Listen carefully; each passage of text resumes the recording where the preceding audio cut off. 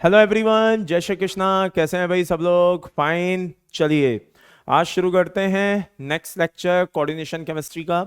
आज का जो बेटा हमारा टॉपिक रहेगा वो रहेगा कोऑर्डिनेशन नंबर और EAN। लेकिन उसके पहले मैं कुछ छोटे छोटे जो क्वेश्चंस हैं जो लास्ट टर्न पे मैं कराना चाहता था, पहले वो मैं करवाऊंगा, देन अपन उसके बाद आगे बढ़ेंगे। बहुत ही बढ़िया क्वेश्चंस हैं, उनका एक बार अपन थोड़ा सा अगर उनको क्वेश्चंस को देख लेंगे तो आपको जो अभी तक हम टॉपिक्स पढ़ चुके हैं एक प्रॉपर उसका रिकैप हो जाएगा, दैट्स वाई। लेकिन उसके पहले आइए, चलिए आपका क्या कहते हैं देख लें भाई, कोई डाउट्स तो ना हो कमेंट सेक्शन में। कुल मिलाकर के बहुत अच्छा लग रहा है बेटा, बहुत शानदार आप लोग इंटरेस्ट ले रहे हो और जैसा मैं चाह रहा था वही आप कर रहे हैं। बढ़िया आंसर इसमें भेज रहे हैं और आंसर बिल्कुल सही भी हैं, नो डाउट इन इट। बहुत ही बढ़िया बढ़िया बढ़िया, कोई डाउट डाउट डाउट। एक चीज मुझे अच्छी लगी कि आप लोग वही काम कर रहे हैं जो मैंने आपको कहा था कि जैसे कोई भी लिगेंड्स हैं तो उनके नाम पे फोकस करिए, नाम समझ में आएगा तो स्ट्रक्चर आप अपने आप समझ जाएंगे, आपको उनको रटना नहीं पड़ेगा। ओवरऑल क्या कहते हैं आप उसको दिमाग में बैठा लेंगे। चलिए थैंक यू बेटा राज प्रताप सिंह, थैंक यू और God bless you, love you all.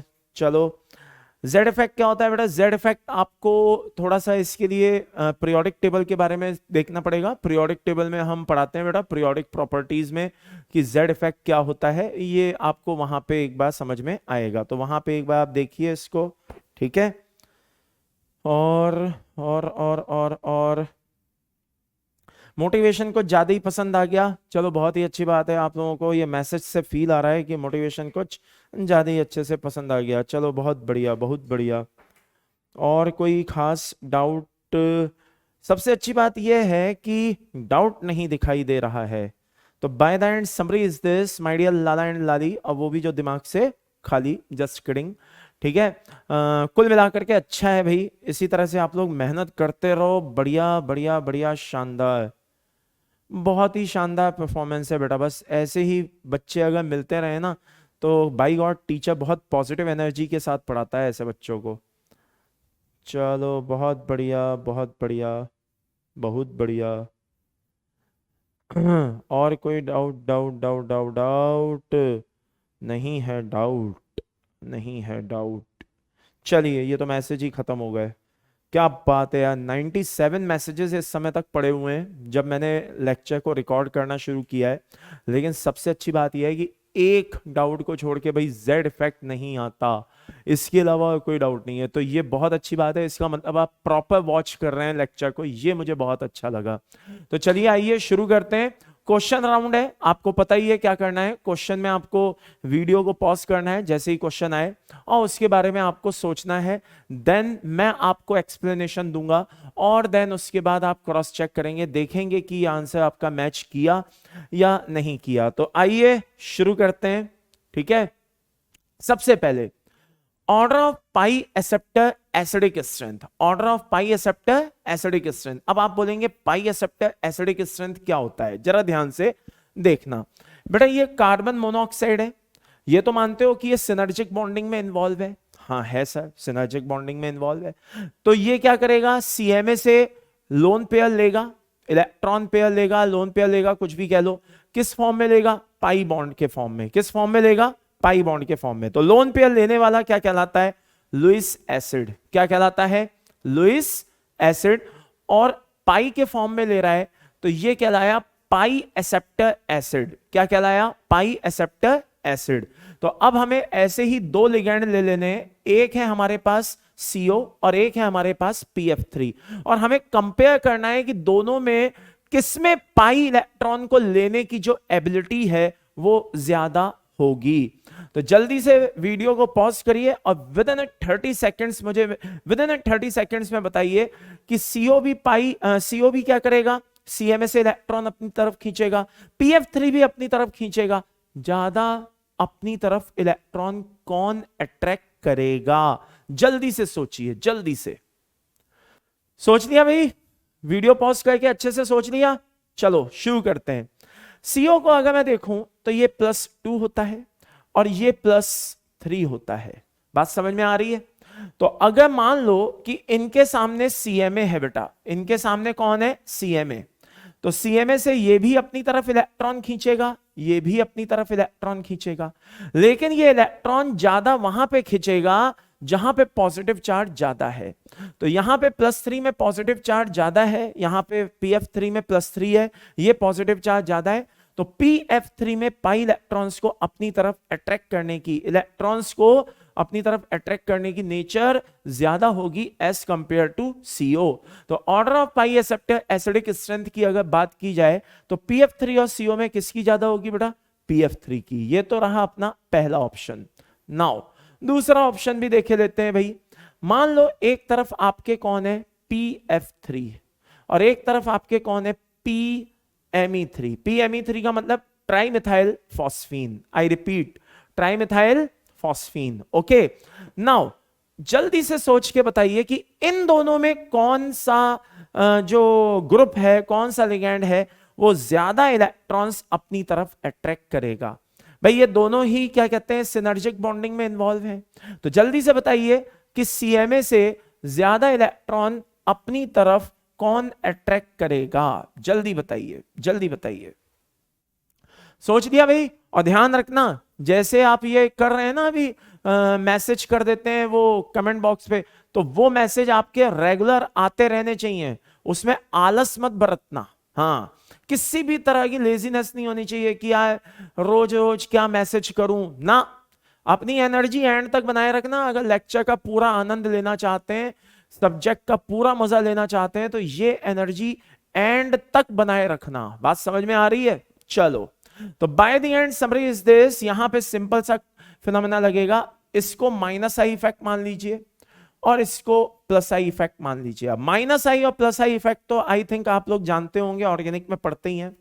यहां पे -I इफेक्ट क्या है भाई कि फास्फोरस जो है उसमें इलेक्ट्रॉन क्लाउड की कमी हो रही है, क्योंकि फ्लोरीन अपनी तरफ ज्यादा से ज्यादा इलेक्ट्रॉन खींच रहा है। तो यहां पे फास्फोरस पे इलेक्ट्रॉन क्लाउड की क्या हो गई? कमी। अच्छा, ट्राइमिथाइल फॉस्फीन में क्या हो रहा है बेटा? जो मिथाइल ग्रुप है वो +I इफेक्ट शो कर रहा है, तो यहां पे फास्फोरस पे क्या रहेगा? इलेक्ट्रॉन क्लाउड कंपैरेटिवली ज्यादा रहेगा, यानी कि इस फास्फोरस पे इलेक्ट्रॉन क्लाउड कम रहेगा, इस फास्फोरस पे इलेक्ट्रॉन क्लाउड कंपैरेटिवली ज्यादा रहेगा। तो जो इलेक्ट्रॉन डेफिशिएंट है भाई, जिसको कमी है, ठीक है ना, जिसके पास जिस चीज की कमी है तो उसको उस चीज की नीड ज्यादा होगी। तो इस फास्फोरस को अगर इलेक्ट्रॉन्स की कमी है तो ये क्या करेगा बेटा? इन फास्फोरस को अगर इलेक्ट्रॉन्स की कमी है तो ये फास्फोरस इस CMA से ज्यादा इलेक्ट्रॉन्स अपनी ओर खींचेगा। Order will be like this. तो order of pi acceptor acidic strength आपको होपफुली समझ में आ गया होगा। अब आप कहेंगे कि सर इसके ऊपर क्वेश्चन कैसे आएगा? क्वेश्चन बताओ सर, मुझे क्वेश्चन क्लियर होना चाहिए, ठीक है ना। तो आइए वो भी देखे लेते हैं भाई कैसे आएगा। This is order of CO bond length. अगर आपने पाई एक्सेप्टर एसिडिक स्ट्रेंथ को अच्छे से समझ लिया है तो आपको यह क्वेश्चन आना चाहिए। जी हां, आपको यह क्वेश्चन आना बनता है। तो मेटल कार्बोनाइल है और मेटल कार्बोनाइल और PF3 यहां पे दोनों है, और हमें क्या करना है बेटा? CO बॉन्ड लेंथ को कंपेयर करना है। तो मान लो इसको मैंने नाम दे दिया फर्स्ट और इसको नाम दे दिया मैंने सेकंड। तो मैं तो यार जो मुझे एक्सप्लेन करना है मैं तो करूंगा ही करूंगा, लेकिन सबसे पहले मैं चाहता हूं कि आप इसको अच्छे से एक्सप्लेन करें। ओके, आई मीन आप पहले इसको अच्छे से देख लें कि भाई क्या लगता है। मैंने अभी अभी थोड़ी देर पहले आपको पाई एक्सेप्टर एसिडिक स्ट्रेंथ के बारे में अच्छे से बता दिया है, ठीक है ना। अब आपकी एक बार रिस्पॉन्सिबिलिटी बनती है कि आप इस पे फोकस करिए कि CO बॉन्ड लेंथ किसकी ज्यादा होनी चाहिए। जल्दी से वीडियो को पॉज करिए और सोच लीजिए।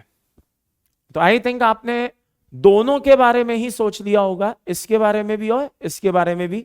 तो आइए शुरू करते हैं। सबसे पहले ये CO है, यहां से इलेक्ट्रॉन कार्बन के ABMO में जाएगा। ये CO है, यहां पे भी इलेक्ट्रॉन कार्बन के ABMO में जाएगा।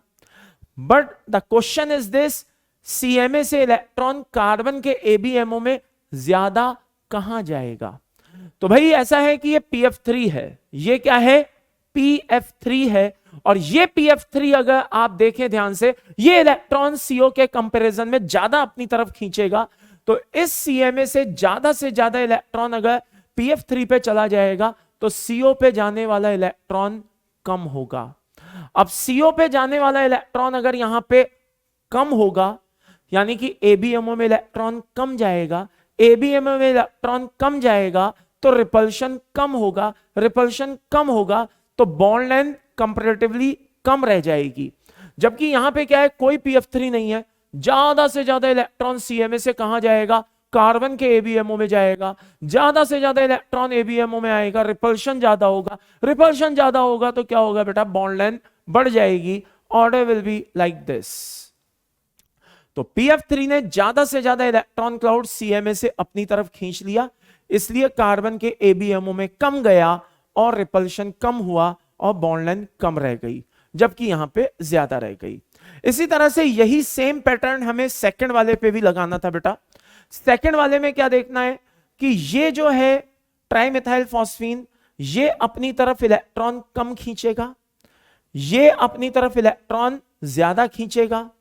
तो जब ये अपनी तरफ PF3 इलेक्ट्रॉन ज्यादा खींचेगा तो यहां CMA पे इलेक्ट्रॉन क्लाउड में कमी आ जाएगी और यहां से कार्बन के एंटी बॉन्डिंग में जाने वाला इलेक्ट्रॉन क्लाउड कम होगा।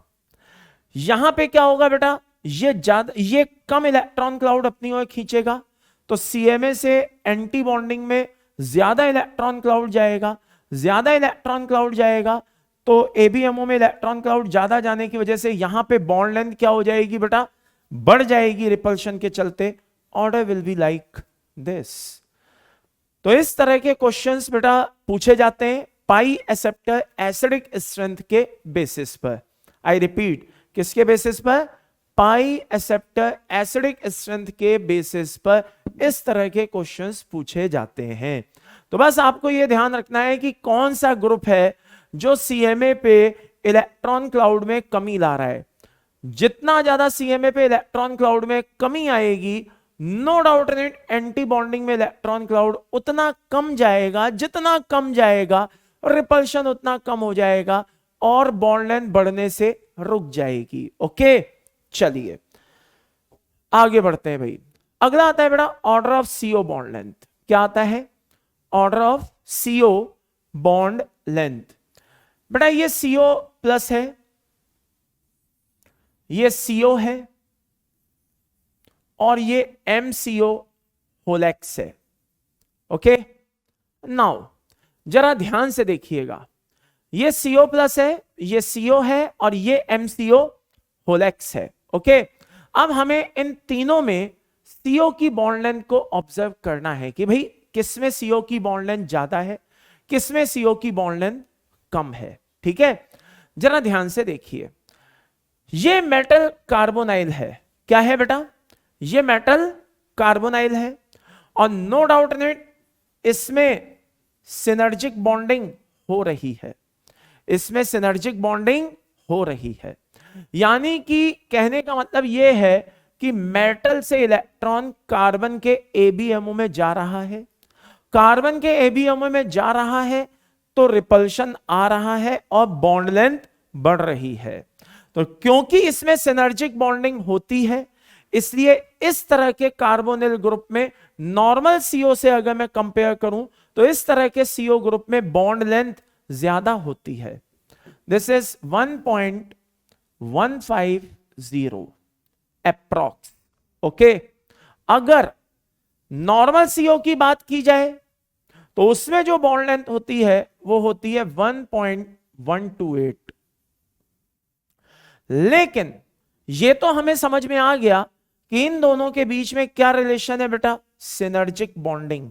क्या रिलेशन है, सिनर्जिक बॉन्डिंग। लेकिन अगर मैं आपसे पूछूं कि CO प्लस से CO में क्या रिलेशन है, कि भाई CO प्लस और CO में किसकी बॉन्ड लेंथ ज्यादा होगी और किसकी कम होगी, तो इसको हम एक्सप्लेन करेंगे बेटा मॉलिक्यूलर ऑर्बिटल थ्योरी से। किससे एक्सप्लेन करेंगे, मॉलिक्यूलर ऑर्बिटल थ्योरी से। और मॉलिक्यूलर ऑर्बिटल थ्योरी इसको एक्सप्लेन कर सकती है, वो बताती है कि इसकी जो बॉन्ड लेंथ है वो 1.1150 या 1.115 एंगस्ट्रम रह जाती है। रीजन, मॉलिक्यूलर ऑर्बिटल थ्योरी इस चीज को एक्सप्लेन करती है कि CO प्लस का जो बॉन्ड ऑर्डर होता है, जब हम CO से CO प्लस बना रहे होते हैं उस समय CO प्लस का बॉन्ड ऑर्डर इंक्रीज हो जाता है। जब हम CO से CO प्लस बना रहे होते हैं उस समय उसका बॉन्ड ऑर्डर इंक्रीज हो जाता है। यह बात समझ में आती है? क्लियर है भाई सभी को? तो ये चीज आपने 200%, मैं बहुत हद तक इस चीज को लेके श्योर हूं कि ये चीज आपने किस में पढ़ी होगी बेटा? मॉलिक्यूलर ऑर्बिटल थ्योरी में जरूर पढ़ी होगी। तो मॉलिक्यूलर ऑर्बिटल थ्योरी इसको बताती है कि भाई CO से CO प्लस बनाना है, बॉन्ड ऑर्डर इंक्रीज होगा, बॉन्ड ऑर्डर इंक्रीज होगा तो बॉन्ड लेंथ कम होगी। ठीक है, यहां से यहां आए तो बॉन्ड ऑर्डर क्या होगा? इंक्रीज, और बॉन्ड लेंथ डिक्रीज, और वही हो रहा है। तो ये हो गया ऑर्डर ऑफ CO। तो CO की बॉन्ड लेंथ का ऑर्डर हो गया, और यहां पे हमने ये प्रूव कर दिया कि भाई देखो मेटल कार्बोनाइल में बॉन्ड लेंथ क्या होती है? ज्यादा। अब आप बोलेंगे सर ये जो आपने वैल्यूज यहां पे मेंशन की हैं, मैं सामने से हट गया हूं, आप ध्यान से देखिए। आप कहेंगे सर ये जो आपने वैल्यूज मेंशन की हैं, क्या ये वैल्यूज हमें याद रखना जरूरी है? जी हां, कभी कभी कुछ ऐसे क्वेश्चन आ जाते हैं जब वैल्यू बहुत इंपॉर्टेंट रोल प्ले करता है। कैसे? 2006 में एक क्वेश्चन आया था, if the bond length of CO bond in carbon monoxide is this, अगर कार्बन मोनोऑक्साइड की बॉन्ड लेंथ कितनी है? इतनी है, then what is the value of CO bond length in FeCO whole 5? बात समझ में आ रही है? In FeCO whole 5। तो FeCO होल 5 आप मान गए होंगे, जान गए होंगे कि भाई ये तो मेटल कार्बोनाइल है, और ये मेटल कार्बोनाइल है तो इसमें क्या कहते हैं, क्या हो रहा है भाई? सिनर्जिक बॉन्डिंग हो रही है, और सिनर्जिक बॉन्डिंग हो रही है तो नो डाउट नेट ये उसकी बॉन्ड लेंथ को क्या कर देगा? बढ़ा देगा। और अभी मैं आपको वैल्यू बता करके चुका हूं कि इन जनरल CO जो मेटल कार्बोनाइल्स होते हैं उनमें CO की बॉन्ड लेंथ कितनी ऑब्जर्व होती है? लमसम इतनी ऑब्जर्व होती है। तो यहां पे अगर आपसे मैं पूछूं राइट आंसर क्या होना चाहिए, जल्दी से सोच के बताइए, राइट आंसर क्या होना चाहिए? मुझे मैसेज में टाइप करके जरूर बताना। तो उम्मीद करता हूं इतनी देर में आपने वीडियो पॉज करके सोच लिया होगा, and the correct answer is this. Okay, तो 1.150 एंगस्ट्रम करके कम से कम इसकी लेंथ होती है, और ये इसमें 2006 में आया हुआ क्वेश्चन है। तो वैल्यू कभी कभी बहुत इंपॉर्टेंट हो जाती है बेटा, ये ध्यान रखिए, इट्स वेरी वेरी इंपॉर्टेंट। चलिए आगे बढ़ते हैं। अब बात आती है IR स्ट्रेचिंग वाइब्रेशनल फ्रीक्वेंसी, यानी कि इंफ्रारेड स्ट्रेचिंग वाइब्रेशनल फ्रीक्वेंसी, ये सब क्या होता है? आइए देखे लेते हैं, जरा ध्यान से देखना भाई अच्छे से। मान लो एक मैं जनरल वे में समझाने की कोशिश कर रहा हूं, ठीक है ना, एक जनरल वे में समझा रहा हूं। मान लो कि दो पोल हैं, ठीक है, ये दो पोल ये हैं और दो पोल ये हैं। मान लीजिए कि जो दो पोल इधर वाले हैं इनमें दूरी डिस्टेंस कम है, और मान लीजिए इधर जो दो पोल हैं इनमें डिस्टेंस ज्यादा है, लेकिन दोनों में एक चीज कॉमन है कि हमने क्या किया बेटा, दोनों में ही वायर को बड़ी मजबूती से टाइटली अच्छे से बांधा हुआ है। ओके, इधर भी दो पोल, इधर भी दो पोल, बस अंतर यह है कि ये जो ए साइड है यहां पे दो पोल के बीच में डिस्टेंस कम है, और मान लो यहां पे दो पोल के बीच में डिस्टेंस ज्यादा है। यूं मान लो कि ये कंडीशन कुछ ऐसी दिखाई दे रही है, कैसी? ऐसी। ओके, ये मतलब अपन अपने समझने के लिए देख रहे हैं, ठीक है, ताकि कॉन्सेप्ट का थोड़ा सा फील आ जाए। अब मैंने क्या किया, मुझे शरारत सूझी, मैंने क्या किया, ऐसे जाकर के वायर में यूं ऐसे टच कर दिया। कैसे? ऐसे, और इनमें इस तरह के वाइब्रेशन शुरू हो गए। वायर्स में क्या हो गए बेटा? वाइब्रेशन शुरू हो गए। वाइब्रेशन चला चला चला, टकराया, फिर ये वापस आया, आया यहां तक आया। इस पूरे प्रोसेस में मान लो इसको T1 टाइम लगा। कितना टाइम लगा? T1 time. वाइब्रेशन यहां से भी चला चला चला चला चला, यहां पे गया, फिर यहां आया, और इस पूरे प्रोसेस में इसको कितना टाइम लगा बेटा? T2 टाइम लगा। कितना टाइम लगा? T2 टाइम लगा। बात समझ में आ गई? क्या कोई मुझे बता सकता है कि ज्यादा टाइम कहां पे लगा होगा? बाय द वे, क्या कोई मुझे बता सकता है कि अगर इस तरह के वाइब्रेशंस हो रहे हैं तो ज्यादा टाइम कहां पे लगेगा? या मैं दूसरी तरह से पूछूं कि T1 टाइम में वाइब्रेशन ज्यादा होंगे या T2 टाइम में वाइब्रेशन ज्यादा होंगे? मैं सीधा सा क्वेश्चन पूछता हूं, मुझे नहीं मैं दूसरी तरह से पूछा हूं कि भाई ज्यादा वाइब्रेशन कहां पे होंगे? T1 टाइम में ज्यादा होंगे या T2 टाइम में ज्यादा होंगे?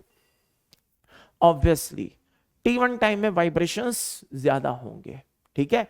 डिस्टेंस कम कवर करनी है, कम समय में ज्यादा वाइब्रेशंस होंगे, करेक्ट।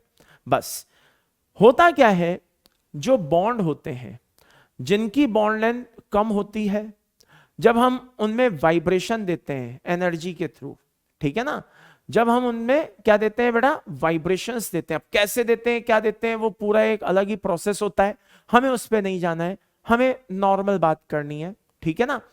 बॉन्ड जितना छोटा होगा उसमें वाइब्रेशंस उतने ज्यादा डेवलप होंगे, बॉन्ड जितना बड़ा होगा उसमें वाइब्रेशंस उतने कम डेवलप होंगे।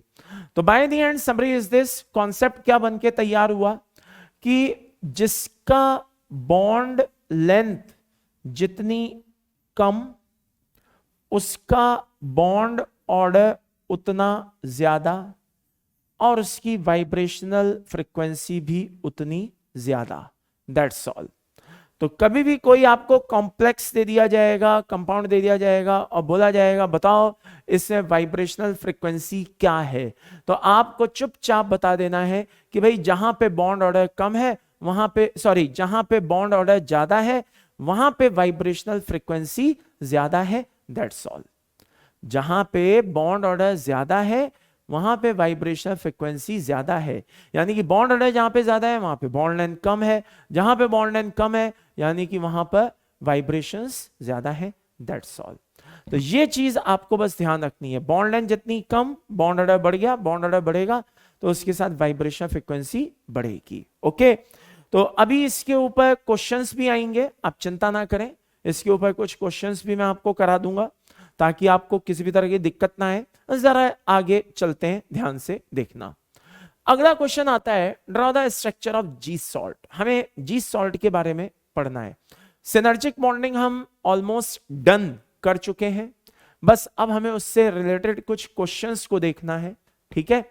जी सॉल्ट फॉर्मूला जो होता है बेटा इसका वो होता है K Pt Cl3 C2H4 bracket close dot H2O।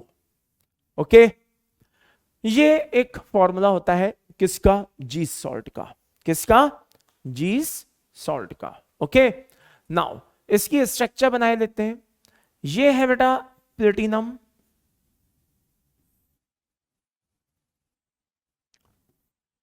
और ये क्लोरीन लगे हैं, और यहां पर कौन है बेटा? Carbon, double bond carbon. यहां पे कौन है? H H H। Okay, H। Now क्या C2H4 के पास, आराम से सोचिए, सामने मॉलिक्यूल भी आपको दिखाई दे रहा है, क्या C2H4 के पास देने के लिए कोई लोन पेयर होता है? क्या C2H4 के पास देने के लिए कोई लोन पेयर होता है? ऑफ कोर्स नॉट, कोई लोन पेयर नहीं होता। कोई लोन पेयर नहीं होता तो फिर ये लिगैंड क्यों होता है? फिर इसको लिगैंड होने का कोई हक नहीं है, इसको लिगैंड होना नहीं बनता। अगर ये लोन पेयर नहीं दे सकता है तो इसको लिगैंड भी नहीं कहलाना चाहिए, लेकिन ये लिगैंड होता है। क्यों होता है?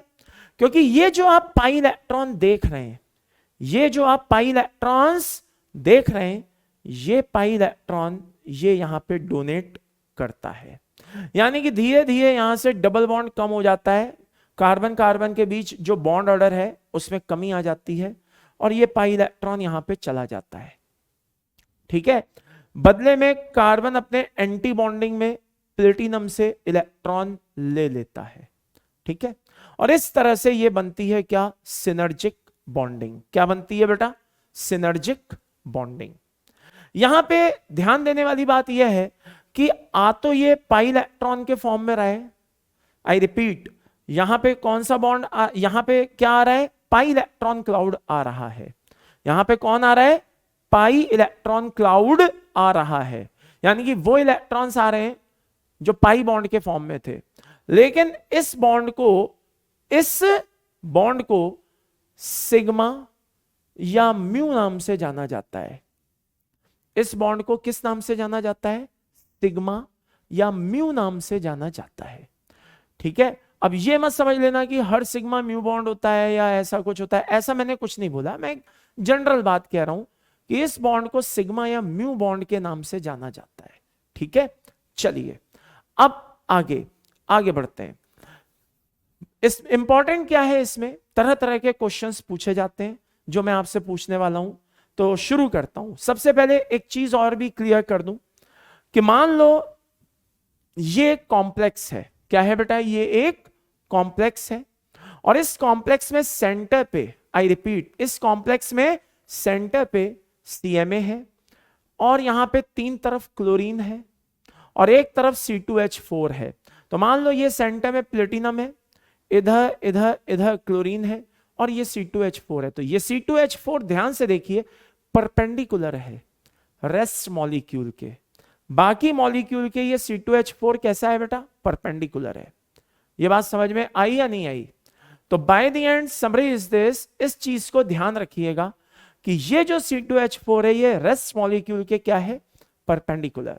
आइए अब शुरू करते हैं क्वेश्चंस। पहला क्वेश्चन नंबर 1, प्लेटिनम की ऑक्सीडेशन स्टेट क्या होती है? प्लेटिनम की ऑक्सीडेशन स्टेट क्या होती है? प्लेटिनम की ऑक्सीडेशन स्टेट होती है बेटा, नो डाउट इन इट, अंदर -3 है और C2H4 पे कोई चार्ज नहीं है। अंदर -3 है और C2H4 पे कोई चार्ज नहीं है। इसका मतलब यह हुआ कि -3 होते हुए भी यहां पे -1 है और -3 होते हुए भी यहां पे -1 है। इसका मतलब यह हुआ कि अंदर +2 है। क्योंकि मुझे कैसे पता यहां पे -1 है, बाहर K+ है, बाहर K+ है। तो by the end summary is this is +2, this is +2। ये बात समझ में आ गई? दिस इज कॉल्ड, ये क्या होगा, सॉरी ये क्या होगा ऑक्सीडेशन, अगर आपसे पूछा जाए तो आप क्या बोलेंगे, +2। तो अंदर -3 होते हुए भी बाहर क्या है बेटा, अंदर -3 होते हुए भी बाहर क्या है, -1, यानी कि अंदर +2 है। पहला क्वेश्चन क्लियर हो गया। दूसरा क्वेश्चन, नेक्स्ट क्वेश्चन, ध्यान से देखिए यहां पे क्या हो रहा है, 3 Cl जुड़े हुए हैं। कितने Cl जुड़े हुए हैं बेटा, 3 Cl जुड़े हुए हैं। ओके, तो 3 Cl अगर ये अटैच हैं लाइक दिस, ये Cl में मान लो इस PTCl बॉन्ड की बॉन्ड लेंथ क्या है, x, इस PTCl की बॉन्ड लेंथ क्या है, y, और इस PTCl बॉन्ड की बॉन्ड लेंथ क्या है, z। तो मुझे ये बताइए कि ऑर्डर ऑफ बॉन्ड लेंथ क्या होगा, ऑर्डर ऑफ बॉन्ड लेंथ क्या होगा? ये x है, ये y है और ये z है। ये x है, ये y है और क्या है बेटा, z है। तो x, y और z में क्या रिलेशन होगा? आई रिपीट, x, y और z में क्या रिलेशन होगा? जल्दी बताइए, सोचिए कि x, y, z में क्या रिलेशन होगा। तो होपफुली आपने वीडियो को पॉज करके सोच लिया होगा। आइए मैं आपको बता दूं, z कंपैरेटिवली बड़ा होगा किससे, x और y से। x और y इक्वल होंगे, लेकिन z क्या होगा, कंपैरेटिवली थोड़ा सा ज्यादा होगा किससे, x और y से। अब आप बोलेंगे भाई ऐसा क्यों? इसको बेटा यूजुअली एक तरह से ट्रांस इफेक्ट भी बोला जाता है। अब आप बोलेंगे ये क्या है? देखो ये हमारे वैसे तो सिलेबस में नहीं है, लेकिन हाँ फिर भी थोड़ा सा मैं आपको एक्सप्लेन कर दूं। सामने सेम लिगेंड्स नहीं है, आई रिपीट, सामने सेम लिगेंड्स नहीं है। थोड़ा सा रिपल्शन की वजह से, अलग रिपल्शन की वजह से, ज्यादा रिपल्शन की वजह से इसकी बॉन्ड लेंथ क्या हो गई बेटा, कंपैरेटिवली Cl वाले की ये ज्यादा हो गई, बाकी दोनों से। ये तो आमने सामने सेम सेम है, लेकिन ये आमने सामने सेम सेम नहीं है, इसने ज्यादा रिपल्शन फील किया, इसकी बॉन्ड लेंथ लिटिल बिट क्या हो गई, ज्यादा हो गई। तो ये हमारा अगला क्वेश्चन था कि भाई ऑर्डर ऑफ बॉन्ड लेंथ क्या होती है, लाइक दिस, ये होती है। आगे अगला क्वेश्चन, कलर कैसा होता है भाई इस कॉम्प्लेक्स का, येलो होता है। अगला क्वेश्चन, कोई इसमें स्पेशलिटी है सर, मतलब इसको किसी एक स्पेशल चीज की वजह से याद रखा जाता है? हां, दिस इज फर्स्ट, पहला क्या है, ऑर्गेनोमेटेलिक कंपाउंड है। ये पहला ऑर्गेनोमेटेलिक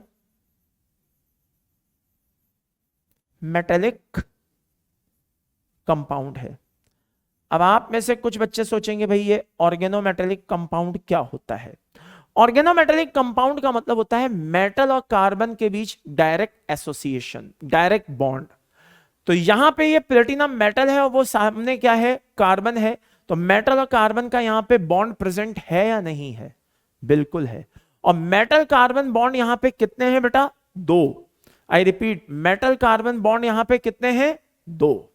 तो ये मेरा अगला क्वेश्चन हो गया, number of metal carbon bond, answer is 2।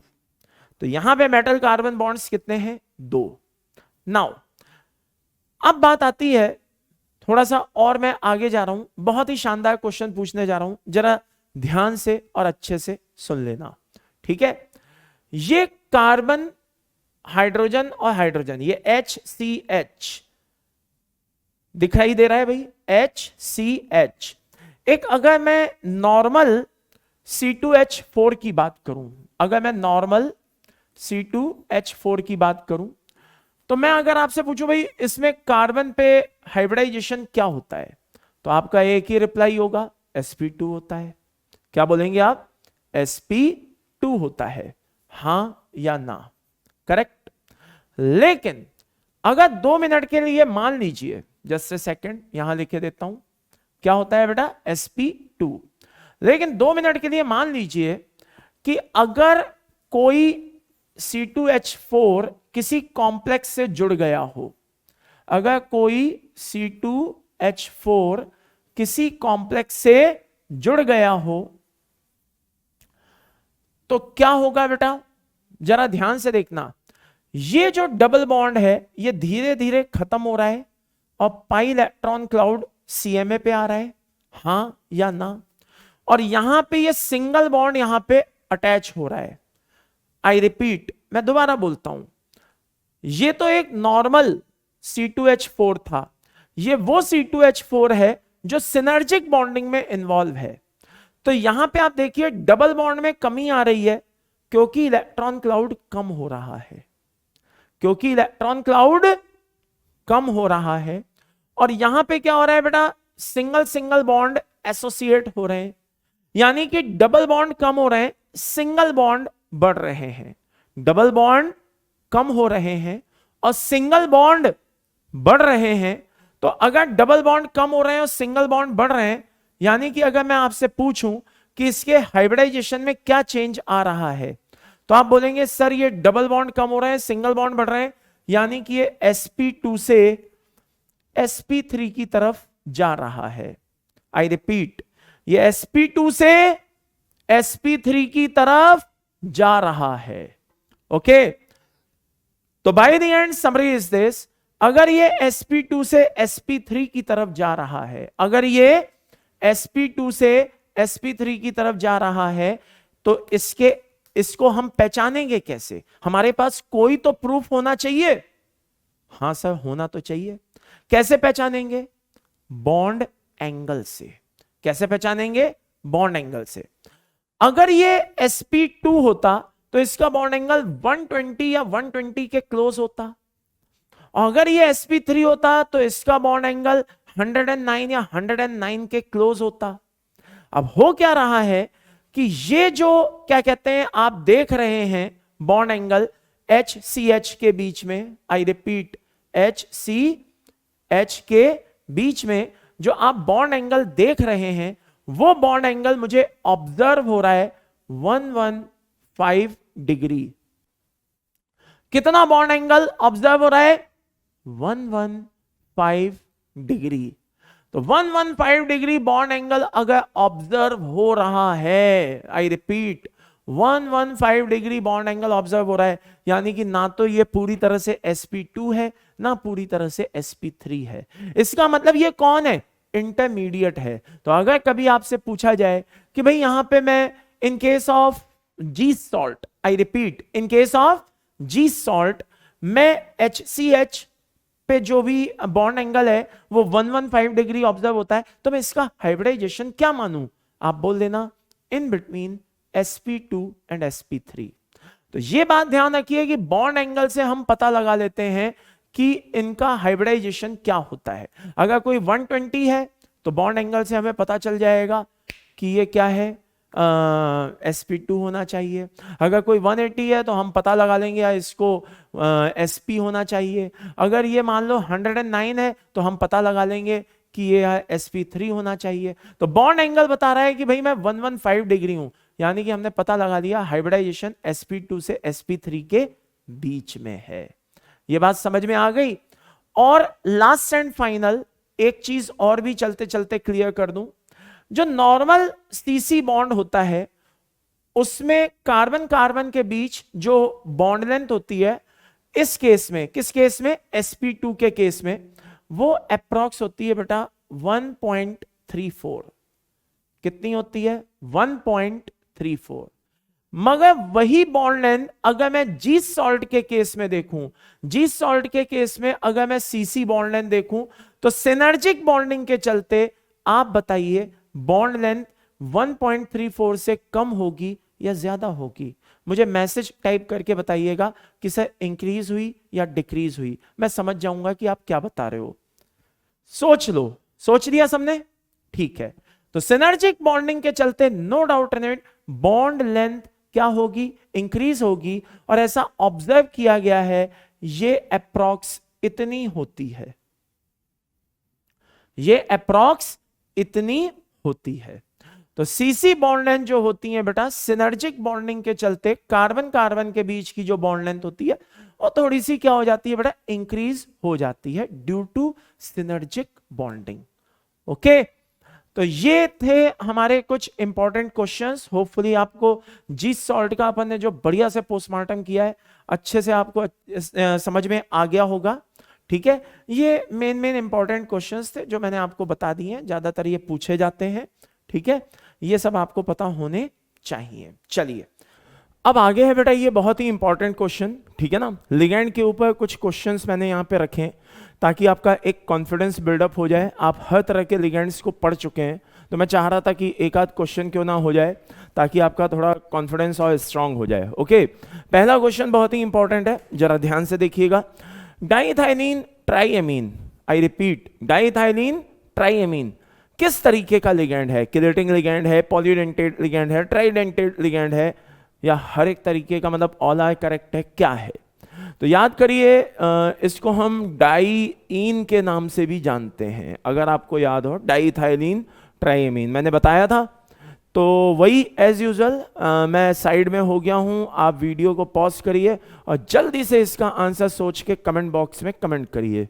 Okay, तो आई थिंक इतनी देर में आपने सोच लिया होगा। ठीक है, 30 सेकंड से ज्यादा का समय नहीं लगना चाहिए, ये बात ध्यान रखना। ये नहीं कि घर पे बैठे हुए हैं, अपने हाथ में मोबाइल है, लैपटॉप है, चलो आओ आराम से सोचते हैं, गलत बात। आपको प्रैक्टिस करना है, बढ़िया प्रैक्टिस करनी है, ये बात ध्यान रखिए। और बढ़िया प्रैक्टिस करनी है तो आपको उसी फॉर्मेट पे काम करना पड़ेगा जैसे कि पेपर में आप करते हो, ठीक है ना।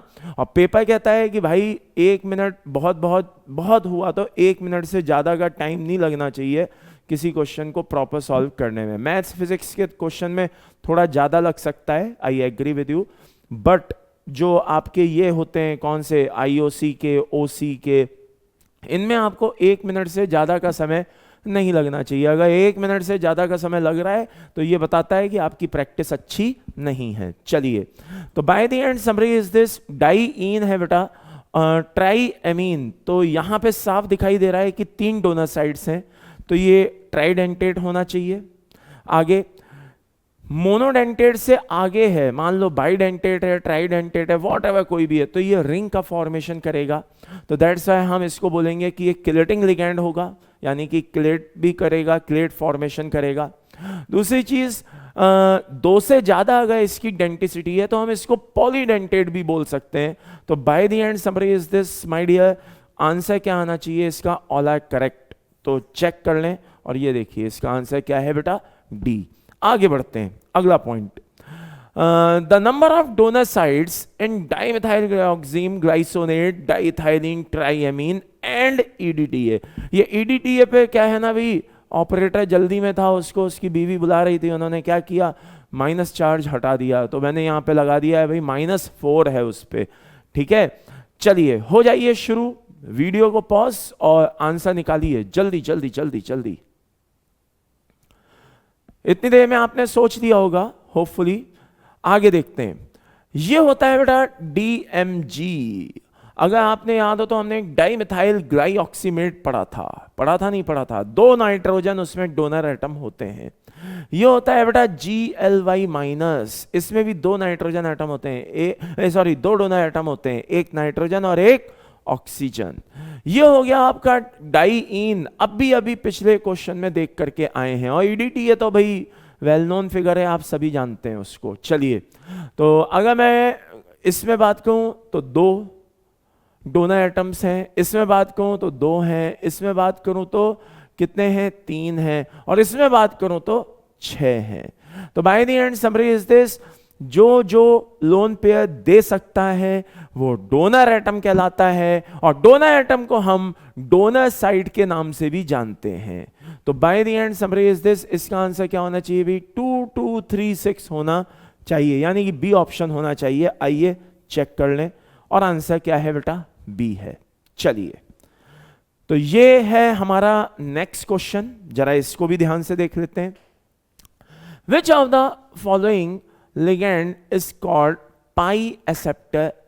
ठीक है ना, यानी कि कहने का मतलब है वो कौन से लिगेंड्स हैं जो पाई के फॉर्म में इलेक्ट्रॉन क्लाउड को एक्सेप्ट करते हैं। ठीक है, तो ये मैं सामने से हट गया हूं, आप वीडियो को पॉज करिए और सोचिए। वैसे मैं आपको बता दूं, ये क्वेश्चन आपको टाइम लगना नहीं चाहिए, क्योंकि याद करिए हम सिनर्जिक बॉन्डिंग पढ़ चुके हैं। क्या पढ़ चुके हैं हम, सिनर्जिक बॉन्डिंग को हम बहुत अच्छे से समझ चुके हैं। तो अगर सिनर्जिक बॉन्डिंग को हम बहुत अच्छे से समझ चुके हैं तो हमें एक बात बहुत अच्छे से पता है, क्या, कि जैसे आप इनको देख लीजिए, CO को देख लीजिए, CN- को देख लीजिए, NO+ को देख लीजिए, हर एक पाई के फॉर्म में इलेक्ट्रॉन क्लाउड ले रहा है। सिनर्जिक बॉन्डिंग कुछ याद आई? तो भाई मेरे हिसाब से इसका आंसर, जो बेस्ट आंसर है वो क्या होना चाहिए, ए होना चाहिए। और इसका आंसर क्या है बेटा, ए है। ओके, तो आई थिंक ये सारे क्वेश्चन, 3 क्वेश्चन जो मैंने कराए अभी तक, ये आपके बढ़िया से सही हो गए होंगे, एज आई थिंक, अगर मैं गलत नहीं हूं तो। चलिए अगला देखिए भाई, FeCO होल 5। FeCO होल 5, मैं इसका एक स्ट्रक्चर बना देता हूं। भिड़ते ही आपके मन में एक क्वेश्चन आएगा, वो मैं पहले ही बोले देता हूं। आप कहेंगे सर हमें कैसे पता चलेगा FeCO होल 5 का स्ट्रक्चर ये होता है? तो भाई उसके लिए आपको CFT का वेट करना पड़ेगा। जी हां, हाइब्रिडाइजेशन कैसे निकालते हैं, उसी से ज्योमेट्री डिसाइड होती है। ये सारी चीजें आपको CFT के लिए वेट करना पड़ेगा। फिलहाल मैं आपसे कह रहा हूं कि FeCO होल 5 का स्ट्रक्चर ऐसा होता है, मतलब होता है, फिलहाल के लिए आपको अभी के लिए मानना पड़ेगा। ओके, तो आइए देखे लेते हैं भाई FeCO होल 5। ये आयरन है, ये CO है, ये यहां पे भी क्या है, CO है, और ये यहां पे भी CO है। इनमें बेटा सिनर्जिक बॉन्डिंग होती है, आप सभी जानते हैं, हां या ना, यस और नो? ओके, आवाज आ रही है, हां सर होती है। चलो, तो by the end summary is this, ये हो गया अपना क्या, सिग्मा पाई। दोनों का इनमें कैरेक्टर होता है आयरन और कार्बन के बीच में। क्योंकि सिनर्जिक बॉन्डिंग होती है बेटा, तो आयरन और कार्बन के बीच में। आप एक बात दिमाग में क्यों नहीं बैठा लेते हो? आपके मन में सारे डाउट्स आने ही बंद हो जाएंगे। आप अपने मन में आप अपने मन में ये बात को बैठा लो क्या, कि भाई CO हो गया, NO हो गया, NO+ हो गया, या आपका साइनाइड हो गया, या PF3 हो गया, ये सब सिनर्जिक बॉन्डिंग में इन्वॉल्व होते हैं। That's all. ये सब किस में इन्वॉल्व होते हैं? सिनर्जिक बॉन्डिंग में इन्वॉल्व होते हैं। तो फाइनली आंसर इज दिल्ली, यानी कि आयरन और कार्बन के बीच में सिग्मा और पाई दोनों की प्रेजेंस होती है। तो आंसर चेक कर ले भाई, आंसर सही है गलत है। ओहो, यहां पे शायद मैं आंसर लगाना ही भूल गया, नो इशू। तो फाइनल आंसर इज क्या है बेटा इसका? डी। चलिए आगे बढ़ते हैं। तो होपफुली इतना आपको अच्छे से समझ में आ गया होगा। अब मैं शुरू करने जा रहा हूं बेटा next point, which is very very important, and that is coordination number. Coordination number, बहुत से बच्चों को उलझन होती है कि भाई सर बार बार बोलते तो रहते हो कोऑर्डिनेशन कोऑर्डिनेशन कोऑर्डिनेशन, ये होता क्या है? कोऑर्डिनेशन नंबर होता क्या है? कोऑर्डिनेशन नंबर का मतलब होता है कि कोई भी एक CMA है और उसने कितने लोन पेयर एक्सेप्ट किए। आई रिपीट, कितने लोन पेयर एक्सेप्ट किए कोऑर्डिनेट कोवेलेंट बॉन्ड की फॉर्म में। बात समझ में आ रही है? Total number of coordinate covalent bond is formed by central metal is in complex is called coordination number। यानी कि कहने का मतलब है कि किसी भी CMA ने कितने लोन पेयर एक्सेप्ट किए, फाइनली ये कोऑर्डिनेशन नंबर कहलाता है। कोऑर्डिनेशन नंबर में मैं आपको कुछ बातें बहुत ही साफ कर देना चाहता हूं। क्या ये टेबल मुझे याद करने की जरूरत है? नहीं, ये टेबल आपको याद करने की जरूरत नहीं है। फिर क्यों लिखवाई आपने ये टेबल? आपके सेटिस्फेक्शन के लिए लिखवाई, वरना आप कह देते आपने ये तो टेबल बताई नहीं। आगे फिर इस टेबल को बताने के पीछे लॉजिक क्या है? सिर्फ इतना सा लॉजिक है कि आपको एक जनरल आइडिया हो जाए कि कौन सा मेटल किस तरह का कोऑर्डिनेशन नंबर किस ऑक्सीडेशन स्टेट में शो करता है। अगला क्वेश्चन, क्या सर इसका कोई फिक्स पैटर्न होता है कि भाई फला फला मेटल इस ऑक्सीडेशन में यही कोऑर्डिनेशन नंबर शो करेगा? नहीं, इसका कोई फिक्स पैटर्न नहीं होता। फॉर एग्जांपल निकेल को देख लीजिए, +2 ऑक्सीडेशन में 4 भी शो कर सकता है, 6 भी शो कर सकता है। मैं दावे के साथ नहीं कह सकता कि 6 ही शो करेगा कि 4 शो करेगा। किसी को भी आप देख लीजिए, जैसे कोबाल्ट +2 को देख लीजिए, 4 भी पॉसिबल है, 6 भी पॉसिबल है। कुछ होते हैं बेटा, ठीक है ना, कुछ होते हैं ऐसे एलिमेंट्स जो बहुत ही फिक्स होते हैं, ठीक है ना, अपने इरादों के पक्के होते हैं, वो फिक्स होते हैं। जैसे कोबाल्ट +3 है तो वो 6 शो करेगा, Al +3 है तो वो 6 शो करेगा। कुछ होते हैं जो अपने इरादों के पक्के होते हैं, लेकिन कुल मिलाकर के मैं साफ कह रहा हूं इसका कोई एक फिक्स पैटर्न नहीं होता। तो फिर सर क्वेश्चन इसमें हम बता कैसे पाएंगे? तो भाई ऐसा है, आप जिस तरह से सोच रहे हैं ना, एक्चुअल में इस समय आपके दिमाग में जो इस समय चल रहा है, एक्चुअल में क्वेश्चन उस तरह से नहीं पूछा जाता। आपको क्या लग रहा है? आपको लग रहा है कि अगर कोई मुझे कॉम्प्लेक्स बनाने को दे दिया तो मुझे उसका क्या कहते हैं, सेंट्रल एटम की ऑक्सीडेशन स्टेट्स के को देख करके उसका कोऑर्डिनेशन नंबर लगाना आना चाहिए, सेट करना आना चाहिए। अगर मैं गलत नहीं हूं तो इस समय आपके मन में यह क्वेश्चन चल रहा है। मत चलाइए इस क्वेश्चन को, क्योंकि यह बेसलेस है। मत चलाइए इस क्वेश्चन को। एक्चुअल में होगा क्या, आपको कॉम्प्लेक्स दे दिया जाएगा। क्या दे दिया जाएगा? कॉम्प्लेक्स। और कॉम्प्लेक्स दे करके बोला जाएगा चलो बताओ इसमें ऑक्सीडेशन स्टेट क्या है, चलो बताओ इसमें कोऑर्डिनेशन नंबर क्या है। तो आपको तो कॉम्प्लेक्स मिलेगा ना, कॉम्प्लेक्स मिलकर के कोऑर्डिनेशन नंबर बस उसमें से ढूंढ के निकालना है। अब कुछ ज्ञानी मुझसे पूछेंगे सर अगर कॉम्प्लेक्स दिया हुआ है तो हम कोऑर्डिनेशन नंबर कैसे बता सकते हैं? कैसे पता चलेगा कि फला फला कॉम्प्लेक्स का कोऑर्डिनेशन नंबर क्या है? भाई इसके लिए आपको लिगेंड की डेंसिटी पता होनी चाहिए। इसके लिए आपको क्या पता होनी चाहिए? लिगेंड की डेंसिटी पता होनी चाहिए। जैसे कि मैंने यहां सामने कुछ कॉम्प्लेक्स दे दिए हैं, आपको क्या करना है, इन लिगेंड्स की डेंटिसिटी पता करनी है। डेंटिसिटी आपको पता होनी चाहिए। आप बड़े आराम से, बहुत ही आराम से आप क्या कर सकते हैं, हर एक का कोऑर्डिनेशन नंबर एक्सप्लेन कर सकते हैं। मैं इस लिस्ट के सामने से हटा जाता हूं, आप वीडियो को पॉज करिए, पहले हर एक की ऑक्सीडेशन स्टेट पता करिए और देन उसके बाद आप इन सभी का कोऑर्डिनेशन नंबर आप मुझे बताइए। पहले आपको ऑक्सीडेशन स्टेट बतानी है, फिर आपको उसका कोऑर्डिनेशन नंबर निकाल के रखना है। फिर जब मैं धमाधम बताना शुरू करूंगा तो आपको सिर्फ और सिर्फ क्रॉस चेक करना है। ओके, चलिए, तो होपफुली आपने वीडियो पॉज करके दोनों चीजों को पता कर लिया होगा। आइए शुरू करते हैं। अंदर -6 होते हुए भी यहां पे +4 आ रहा है, यानी कि यहां पे -4 आ रहा होगा। तो अंदर -6 होते हुए भी यहां पे -4 आ रहा होगा, तभी यहां +4 आ रहा होगा। इसका मतलब यह हुआ कि ब्रैकेट के अंदर +2 आ रहा होगा। समझ में आया? आइए आगे बढ़ते हैं।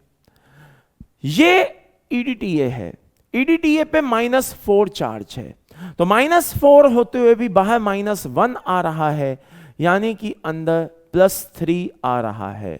तो यहां पे ऑक्सीडेशन हो गई +2 और दूसरे वाले की हो गई +3। आगे बढ़ते हैं।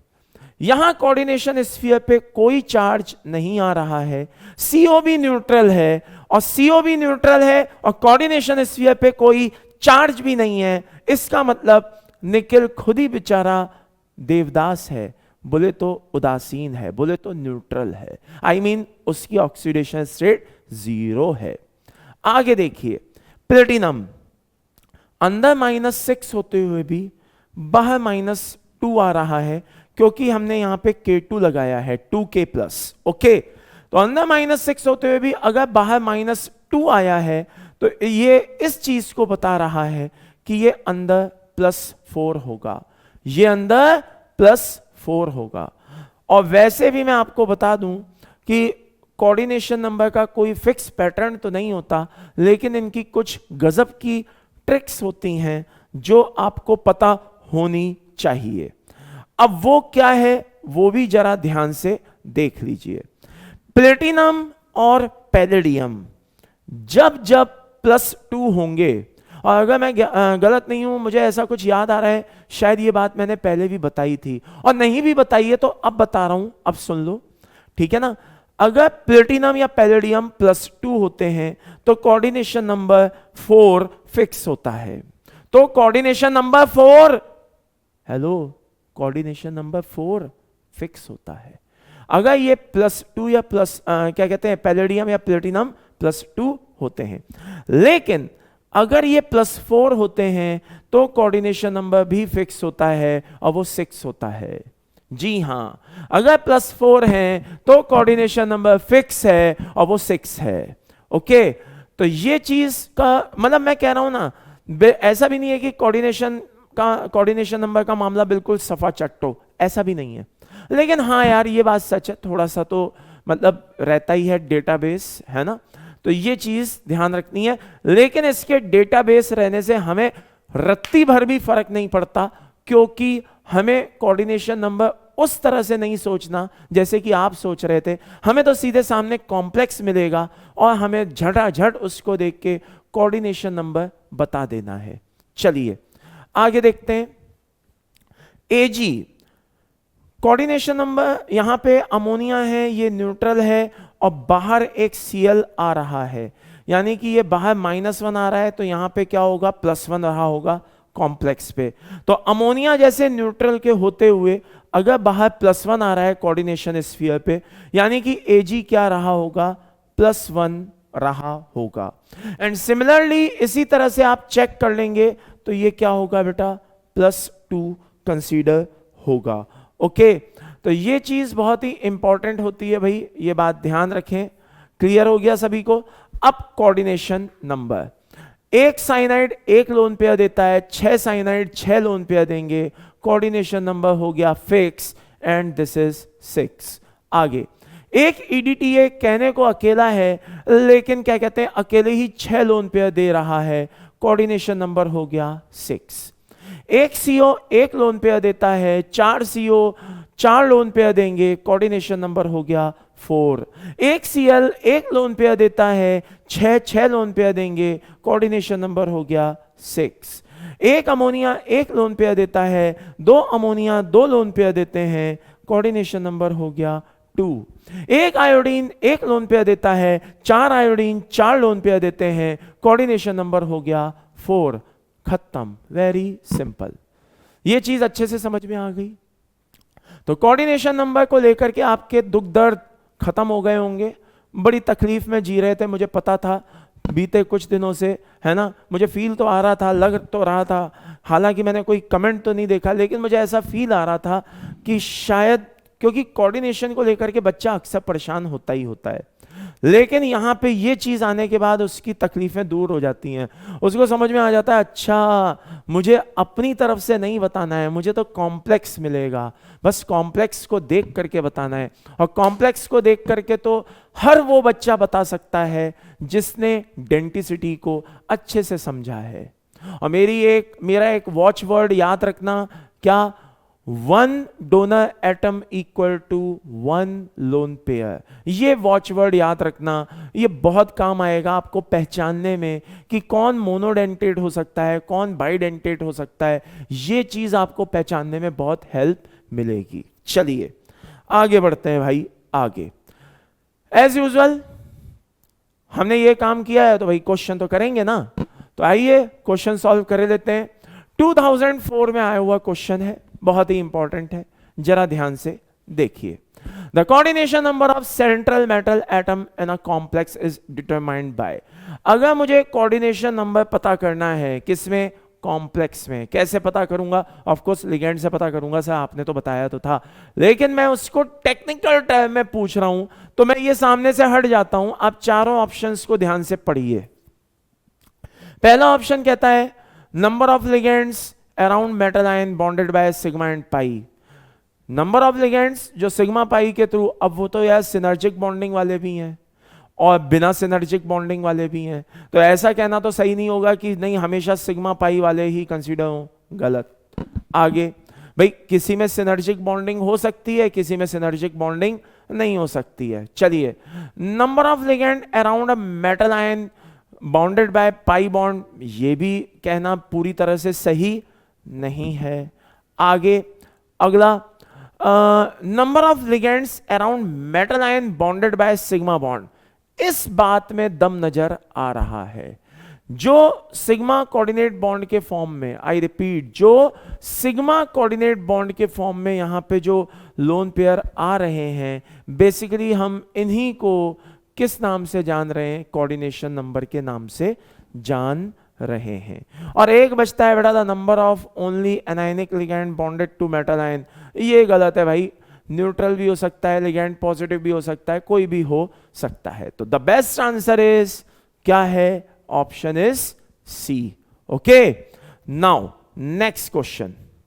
ये क्वेश्चन भी बेटा बहुत ही अच्छा है, 2008 में आया हुआ है, जरा ध्यान से अच्छे से इसको देखना। The coordination number and the oxidation state, दोनों चीजें एक साथ पूछी गई हैं। कोऑर्डिनेशन नंबर भी बताओ भाई, ऑक्सीडेशन स्टेट भी बताओ, ऑफ द एलिमेंट ई। एक हाइपोथेटिकल एलिमेंट आपको दे दिया गया है, that is E. In the complex this where EN क्या है बेटा? इथाइलिन डाइमीन है। मैंने याद को बताया था कि इन लिगेंड्स की एक शॉर्ट फॉर्म भी होती हैं, एब्रीविएशंस होते हैं, और उनसे भी आपको इनको पहचानना आना चाहिए। ये तो बहुत बड़प्पन है कि इन्होंने ईएन के बारे में बता दिया कि भाई ये ईएन यहाँ पे क्या है? Ethylene diamine. लेकिन बेटा कई बार ऐसा भी होता है जब नहीं भी बताया जाता है और खुद हमें अपने हिसाब से दिमाग दौड़ाना पड़ता है कि यार ये ईएन क्या है। तो ईएन क्या है भाई? Ethylene diamine. अब मैं इस कॉम्प्लेक्स को यहाँ पे लिखे देता हूं, तब तक आप जल्दी से वीडियो को पॉज करके सोचिए कि इसका आंसर क्या है। और भाई मेरे प्लीज कमेंट सेक्शन में बताना मत भूलना, मुझे पता चलना चाहिए कि आप कितना चीजों को समझ पा रहे हो। वैसे मैं आपको बता दूं, बहुत दिल से कह रहा हूं, बाई हार्ट, क्या बहुत ही शानदार आप रेस्पॉन्स कर रहे हो। बहुत ही, मुझे तो बहुत ही अच्छा लग रहा है। जबरदस्त आप लोगों के कमेंट्स आते हैं, उससे बहुत एनर्जी मिलती है, और इसी तरह से बढ़िया बढ़िया आंसर आप देते रहो। तो होगा क्या बेटा, रिकॉर्डेड क्लास में भी लाइव क्लास का आनंद आएगा। बात समझ में आ गई? हाँ, ये बहुत जरूरी है। एक पॉजिटिव एनर्जी दोनों तरफ से बने रहना, मेरे तरफ से भी और आपकी तरफ से भी। ओके, तो ये बात ध्यान रखिए कि आपको इसका क्या करना है बेटा, आंसर देना जरूरी है। ओके, कमेंट सेक्शन में आंसर दीजिएगा। चलिए, तो by the end summary is this, ये हो गया EN, और यहां पे क्या है 2, और ये क्या है बेटा C2O4। ओके, और ये हमने इसको बड़े ब्रैकेट से क्या कर दिया, क्लोज कर दिया, और बाहर लगा दिया NO2।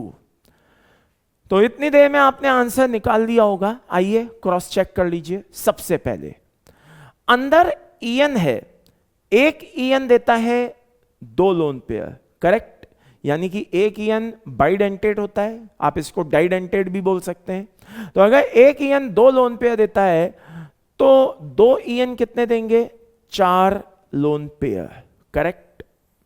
2 EN कितने देंगे, 4 लोन पेयर, और एक ऑक्सिलेट कितने इलेक्ट्रॉन पेयर देता है बेटा, 2, करेक्ट।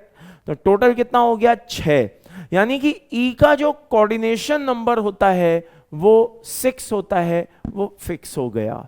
कोऑर्डिनेशन नंबर कितना हो गया बेटा, 6 फिक्स हो गया। अब बात आती है ऑक्सीडेशन की। तो ऑक्सीडेशन में क्या हो रहा है, जरा ध्यान से देखिए। NO2 पे माइनस चार्ज होता है, ये आपको भी पता है, इसका मतलब कोऑर्डिनेशन स्फीयर पे प्लस चार्ज होगा। अब आप थोड़ा सा कॉमन सेंस लगाइए, जो तरीका, जो फंडा मैंने आपको दिया है, जो मेथड मैंने आपको दिया है, उसको लगाइए और बिना कॉपी पेन के यूज के आंसर पाइए। कैसे? अंदर C2O4 है जिसपे 2 माइनस चार्ज होता है, और EN कैसा है, न्यूट्रल है, 0 है, उस पर कोई चार्ज नहीं है। तो अंदर -2 होते हुए भी बाहर +1 आ रहा है, इसका मतलब E पर +3 चार्ज आ रहा है। आई रिपीट, अंदर -2 होते हुए भी बाहर +1 आ रहा है, इसका मतलब अंदर +3 बैठा हुआ है। +3 -2, आई रिपीट, +3 -2 कितना बचा, +1, इसीलिए NO2 माइनस जुड़ गया। तो ये तरीका बड़ा सिंपल सा होता है, ये नहीं कि बैठ के हम X Y Z करने में लगे, कुछ नहीं रखा है, सिंपल तरीका है, इसको अप्लाई करिए, आंसर पाइए। अच्छा, यहां पे मैं इस क्वेश्चन को सॉल्व करने से पहले एक और भी चीज आपको क्लियर कर दूं। क्या? जैसा कि आपने देखा, जो चीज पूछी जाती है उसके रेस्पेक्ट में ऑब्वियसली कुछ ऑप्शंस दिए जाते हैं। तो जो चीज पूछी जा रही है, अगर आपको एक चीज भी उसमें से कुछ पहचानना आता है तो आपका क्वेश्चन करीब करीब 50% सॉल्व हो जाता है। कैसे? जिस बच्चे को इसमें कोऑर्डिनेशन नंबर निकालना आता है वो समझ गया होगा कि यार इसका आंसर B और C तो किसी कंडीशन में नहीं हो सकता। कहने का मतलब यह है मेरा कि जो क्वेश्चन दिए जाते हैं उनमें जानबूझ के 2 ऑप्शन अक्सर गलत होते हैं, टोटली गलत होते हैं, और वो इस तरह से गलत होते हैं कि देखते ही पहचानने में आ जाते हैं, अरे यार ये तो गलत है। और नंबर 1, नंबर 2, बाकी बचे हुए 2 ऑप्शंस जो होते हैं उनमें से एक चीज अगर आपने पहचान ली है तो दूसरी चीज को भी थोड़ा सा तो हेल्प मिल ही जाता है चीजों को समझने में। ओके, तो कुल मिलाकर के मेरा बस इतना सा कहना है कि 2 ऑप्शन यूजुअली गलत दिए जाते हैं, ऐसे गलत दिए जाते हैं जो देखते ही पकड़ में आ जाएं, और किस्मत बहुत अच्छी होगी तो 3 ऑप्शन भी ऐसे हो सकते हैं जो देखते ही समझ में आ जाए, अरे यार ये तो हो ही नहीं सकता, और सीधे आपने बचे हुए ऑप्शन पे क्या कर दिया, टिक कर दिया। तो ये बात ध्यान रखिए, कुछ ऐसी प्रैक्टिस करिए कि कम से कम जो पूछी गई चीज है उसमें से कोई तो एक चीज पकड़ में आ जाए और आप देखते ही आंसर बता दो। खैर, इस क्वेश्चन को तो मैं बहुत ही सिंपल मानता हूं, ये अलग बात है 2008 में आया था, लेकिन ये ध्यान रखिए इस तरह के क्वेश्चंस पूछे जाते हैं, तैयार रहिए। आगे नाउ नेक्स्ट क्वेश्चन है, जरा ध्यान से देखिएगा। अब भी अभी हाल में 2019 के आसपास कुछ ही समय पहले आकर के चुका है। क्या है ये question? The coordination number of this this this, ठीक है ना, यहां पे दिया हुआ है एलिमेंट थ्योरम और आपको इसका कोऑर्डिनेशन नंबर बताना है। वैसे मैं आपको क्लियर कर दूं कि हमारे सिलेबस में कोऑर्डिनेशन नंबर 6 और 4 फिक्स हैं। जी हां, हमारे सिलेबस में कोऑर्डिनेशन नंबर 4 और 6 फिक्स हैं। कभी कभी एग्जामिनर का मूड करता है, घर का भी उसके मूड माहौल डिपेंड करता है, कैसा मूड था पेपर बनाते समय उसका, तो कभी कभी वो क्या करता है, पेपर थोड़ा सा टफ बनाने के लिए क्या करता है बेटा, इस तरह का क्वेश्चन डाल देते हैं जो मतलब थोड़ा सा अलग चला जाता है, हमारी सोच से परे चला जाता है। अब बहुत से बच्चे सोचेंगे हमारे सिलेबस में कोऑर्डिनेशन नंबर 6 तक ही तो है, तो इसको क्वेश्चन को सॉल्व करने की जरूरत ही क्या है, 8, 10, 14 तो वैसे भी नहीं हो सकते क्योंकि 6 तक ही तो हमारे सिलेबस में है, तो इसका तो सारा आंसर बड़े आसानी से दिख गया ए। बाकी 3 ऑप्शन राइट नाउ बिल्कुल गलत ही नजर आ रहे हैं, साफ साफ नहीं, ऐसा कुछ नहीं है। जरा ध्यान से देखिए, कभी भी ओवर कॉन्फिडेंस में मत रहिए, जरा ध्यान से देखिए। एक C2O4 है, 2 इलेक्ट्रॉन देता है, यानी कि सॉरी, एक C2O4 है, 2 लोन पेयर देता है। एक C2O4 है, 2 लोन पेयर देता है। 2 लोन पेयर देता है तो बेटा 4 कितने देंगे? No doubt net 8 lone pair देंगे। और एक H2O वहां पे बैठा हुआ है, जो एक H2O 1 लोन पेयर देता है, तो वहां पे 2 H2O 2 लोन पेयर देते हुए नजर आएंगे। तो ये हो गया 8 और ये हो गए 2, यानी कि आंसर हो गया डी, यानी कि 10। तो इसलिए इस तरह की गलतफहमी में मत रहिए, क्वेश्चन को एक बार सॉल्व जरूर करिए, भले चाहे वो आपको कितना भी इजी क्यों ना लग रहा हो। अरे भाई इजी है ना आपके लिए, तो क्या करेगा, 5 सेकंड ले लेगा, 10 सेकंड ले लेगा, इतना फर्क नहीं पड़ता, लेकिन एक श्योरिटी हो जाएगी आपको कि हाँ यार चलो मेरा क्वेश्चन सही गया, एक कॉन्फिडेंस रहेगा। चलिए, तो ये क्वेश्चंस उम्मीद करता हूं आपको बढ़िया से पसंद आए होंगे। कोऑर्डिनेशन नंबर के बेसिस पर ये क्वेश्चंस मैंने आपको इसीलिए कराए, और जैसा कि आप देख रहे हो मेरी आदत है, आपने एक चीज नोटिस की होगी, क्या कि जैसे ही मैं कोई थ्योरी पढ़ा देता हूं, फिर दे दनादन उसके ऊपर क्वेश्चन कराना शुरू कर देता हूं। यह काम आपको घर पे भी बैठ के करना है। जब भी आप कोई थ्योरी पढ़ रहे हैं तो थ्योरी को छोटे छोटे ब्लॉक्स में पढ़ें, मींस एक साथ सारी थ्योरी ना पढ़ें, ठीक है ना। पहले एक थ्योरी पढ़ी, फिर उसके बाद दूसरा कंसेप्ट उठाया उसको पढ़ा, फिर उसको उठाया उसको पढ़ा, और अगला कंसेप्ट शुरू करने से पहले आपको चाहिए कि आप क्या करें, आप किसी भी तरह से उस थ्योरी के ऊपर बेस क्वेश्चंस को जरूर लगाएं। तो आइए अगला क्वेश्चन देखते हैं क्या है। Coordination compound have great importance in biological, ठीक है ना, सिस्टम, यानी कि बायोलॉजिकल सिस्टम में क्या होता है, कोऑर्डिनेट कंपाउंड्स की बहुत ही इंपॉर्टेंस होती है। और अगर आपने पिछले साल भी पढ़ा हो, कुछ ब्लॉक केमिस्ट्रीज जो होती हैं, जैसे एस ब्लॉक, पी ब्लॉक, आपको पढ़ाए भी गए होंगे, तो उसमें भी छोटे छोटे आर्टिकल्स दिए होते हैं जिसमें बायोलॉजिकल इंपॉर्टेंस के बारे में एक्सप्लेनेशन दिया हुआ होता है। तो इनमें से डायरेक्ट क्वेश्चन उठ करके आते हैं, वैसा ही क्वेश्चन यहां पर भी उठ करके आया हुआ है। कब आया हुआ है भाई? 2004 में आया हुआ है। जरा ध्यान से देखना, पहला ऑप्शन क्या है, साइनोकोबालएमीन इज विटामिन B12, ठीक है ना, एंड कंटेन्स कोबाल्ट। तो भाई वैसे तो बहुत सारे मैंने नोटिस किया है, नीट वाले बच्चे भी इस चीज को देख रहे हैं, हाँ, तो उनको तो ये क्वेश्चन बहुत आसान लग रहा होगा, बड़े आराम से उनको समझ में आ गया होगा। तो खैर ध्यान रखिए, बाकी भी सब अच्छे से एक बार देखिएगा, ठीक है। मैसेज देख के अच्छा लगा कि एडवांस के साथ बहुत से नीट के बच्चे भी जुड़े हुए हैं इसमें, और वो भी इसका पूरा फायदा उठा रहे हैं, तो आप लोग इसी तरह से बढ़िया से पढ़ते रहिए।